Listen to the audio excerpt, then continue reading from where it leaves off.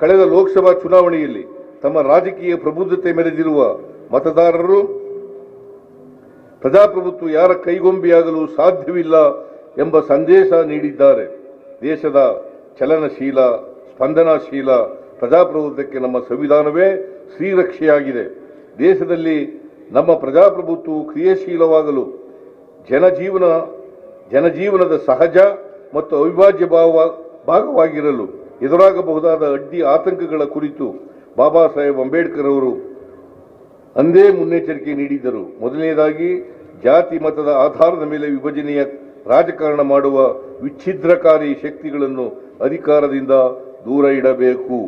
ಎರಡನೇದಾಗಿ, ಸಂವಿಧಾನಿಕ ಸಂಸ್ಥೆಗಳು ಮತ್ತು ಆಶಯಗಳನ್ನು ಬುಡಮೇಲು ಮಾಡುವ ಮನಸ್ಥಿತಿಯ ವ್ಯಕ್ತಿಗಳನ್ನು ಅಧಿಕಾರದಿಂದ ಮುಲಾಜಿಲ್ಲದೆ ದೂರ ಇಡಬೇಕು.